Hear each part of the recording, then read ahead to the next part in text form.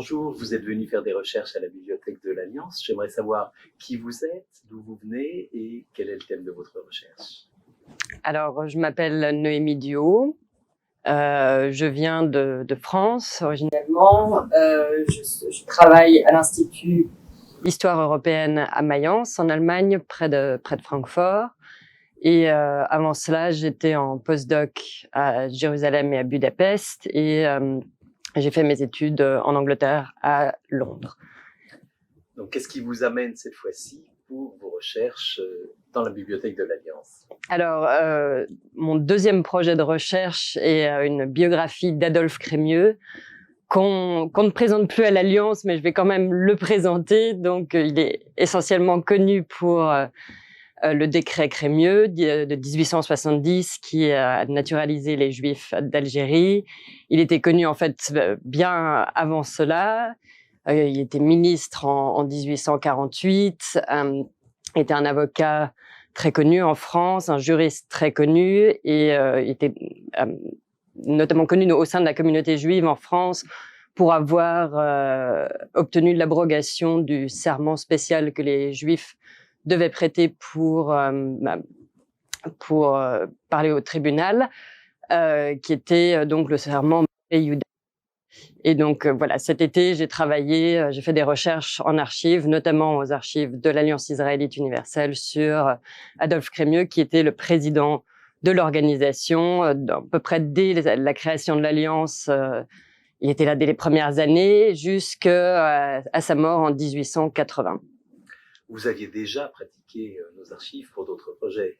Oui, alors c'est des archives que je connais très exactement depuis 2010 en fait. Je les ai d'abord utilisées pour mon mémoire de master qui portait sur les écoles de l'Alliance en Serbie. Et je les ai utilisées énormément pendant mon doctorat. Donc ma thèse portait sur les efforts des élites juives européennes, notamment les élites juives françaises à l'international, pour les droits des Juifs dans les pays des Balkans et notamment pour les droits des Juifs en Roumanie. Donc voilà, émancipation des Juifs, égalité civile et politique des Juifs de Roumanie. Donc cette fois-ci, qu'avez-vous trouvé de nouveau concernant Adolphe Crémieux? Alors cet été, j'ai beaucoup lu les lettres que l'Alliance envoyait en tant qu'organisation, pour voir quelles étaient les lettres écrites par Crémieux, quelles étaient les lettres qui n'étaient pas écrites par Crémieux, pour voir en fait qu'est-ce qui gérait au sein de l'Alliance. Et donc, bon, ça c'était pas une surprise pour moi. Il s'occupait pas trop d'écrire lui-même les lettres pour les écoles, mais par contre, voilà, il était un peu le représentant pour la politique étrangère de l'Alliance. Donc, à chaque fois qu'il fallait écrire à un chef d'État, c'était Crémieux qui s'en occupait. Donc j'ai beaucoup regardé ces lettres, c'est des lettres qui sont voilà dans les registres du secrétariat de l'Alliance, et en fait j'ai découvert un aspect personnel de Crémieux que je connaissais moins, qui est ses lieux de villégiature, voilà, où Crémieux allait se reposer. Sa vie était trépidante, hein, il faisait plein de trucs en même temps.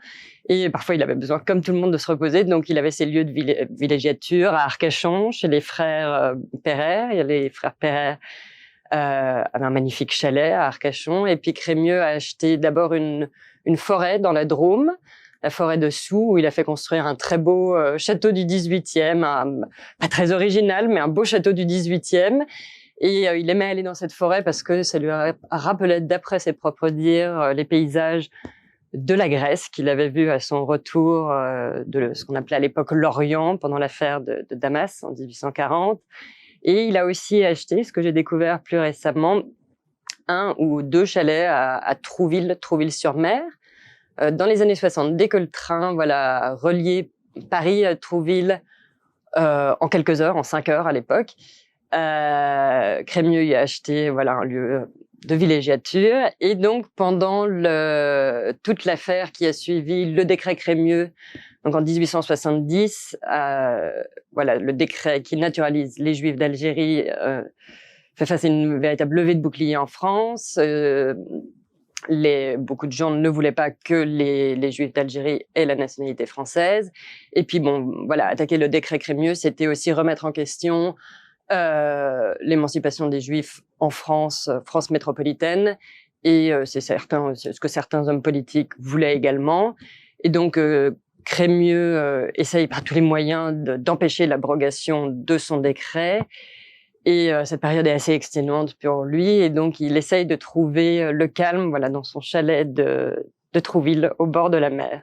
Donc pour moi, c'est voilà, ces documents, voir d'où il écrivait, c'est une belle découverte que j'ai fait cet été à l'Alliance, parce que voilà, j'écris une biographie d'un homme politique, mais j'aime bien aussi voir des aspects plus personnels et quelle image il voulait projeter de lui dans la société française. Donc voilà, quand on appartient à une certaine élite, il y a certains codes à suivre, et acheter voilà, des maisons de campagne, des belles maisons de campagne, c'est adhérer à ces codes.